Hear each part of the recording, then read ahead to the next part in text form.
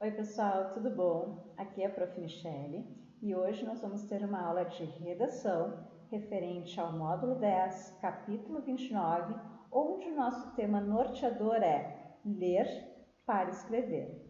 Vem comigo, vamos acompanhar então aqui.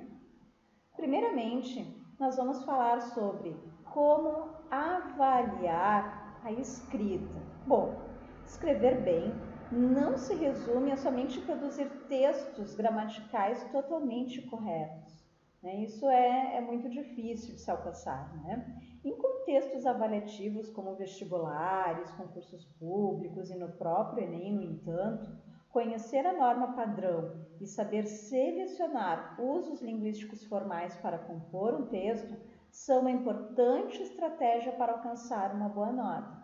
Resumindo isto aqui então, eu tenho que ter a consciência de que talvez eu não vá escrever 100% um texto totalmente correto, mas eu tenho que ter a consciência de que eu vou fazer uma seleção de determinados usos linguísticos formais, ou seja, a língua padrão, que me permitirão alcançar estratégias, ou seja, que eu tenha então uma estratégia a ser seguida para que eu tenha uma boa nota, um bom resultado, certo?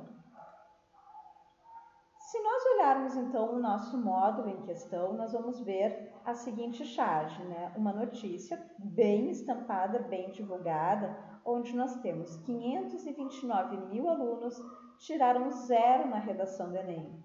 Então, o nosso jovem, nosso personagem em questão, ele está digitando, não é ele que está lendo o jornal, mas ele está digitando, enviando uma mensagem onde ele diz: não passei, com uma incorreção gramatical. Então, percebe-se que esse jovem digitou a mensagem com um erro de grafia e está sugerindo desconhecimento das regras gramaticais, razão pela qual tantos outros candidatos terem zerado esse resultado também, ou seja, pelo desconhecimento, pela falta de informação, pela busca, pela falta de busca do conhecimento correto da língua portuguesa, da escrita em si. Bom, falando nisso, então, nós já vamos para a norma culta, certo? Uma das características básicas de um bom texto é o uso correto da norma culta da língua. Escrever e falar são ações distintas, gente.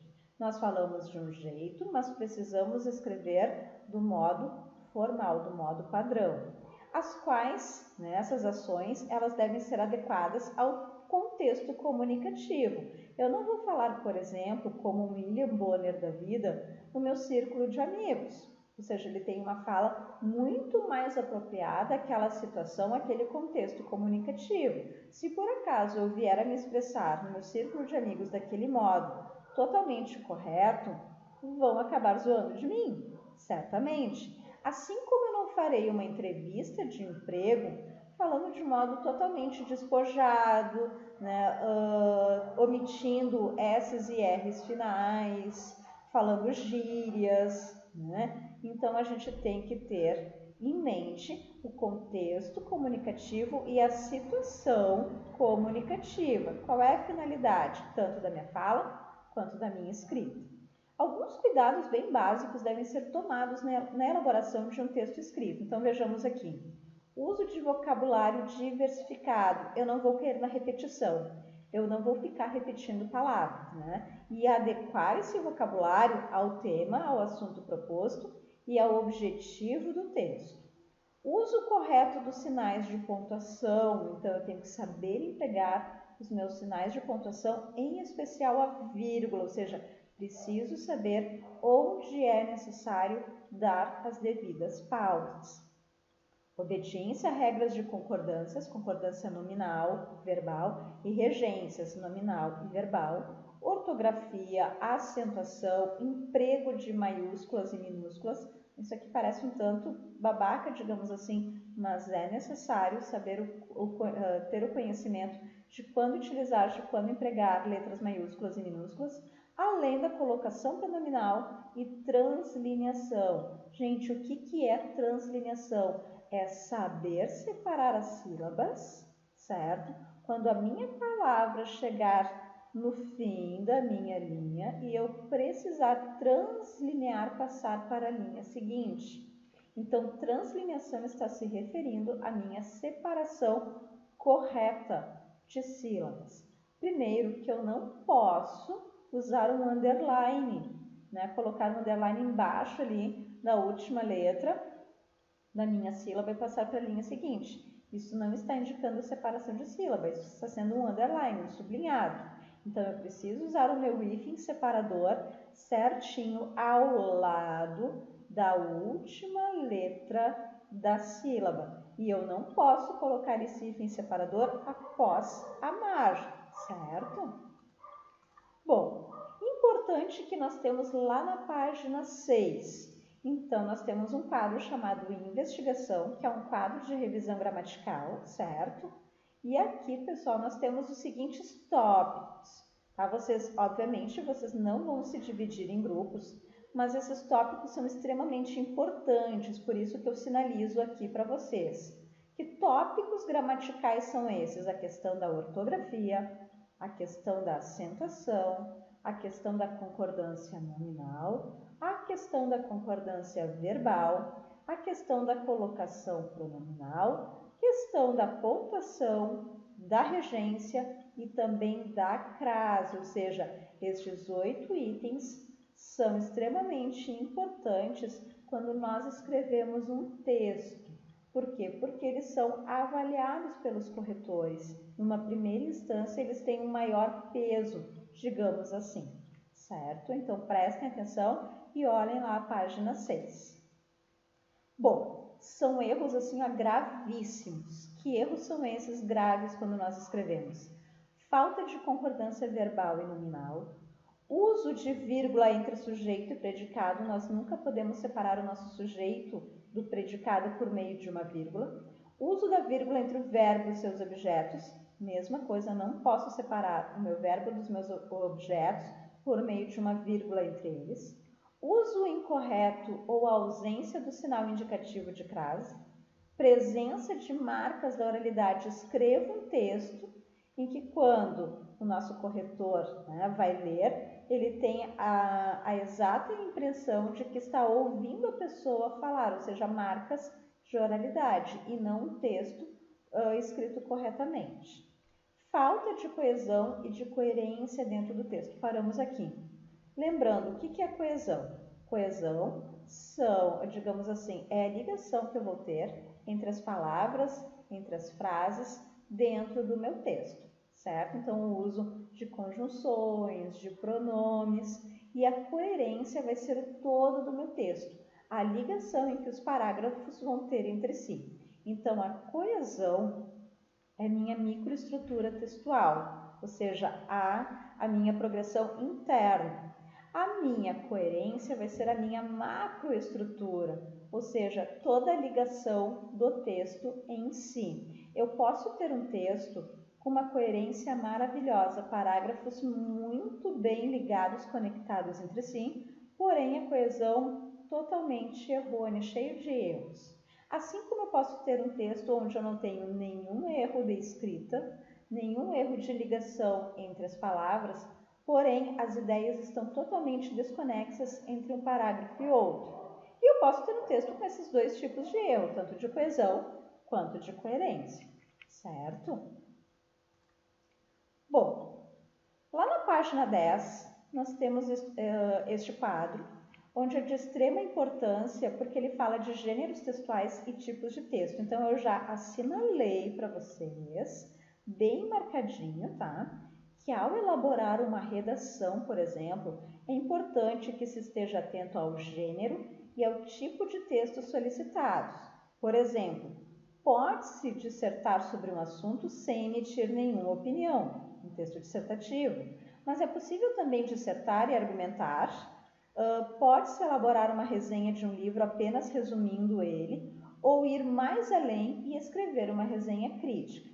Então, por exemplo, quando a gente fala em tipos de texto, eu tenho que prestar atenção se o que está sendo proposto é a escrita de um texto narrativo, um texto descritivo, um texto instrucional, um texto dissertativo, e que tipo de gênero está sendo solicitado.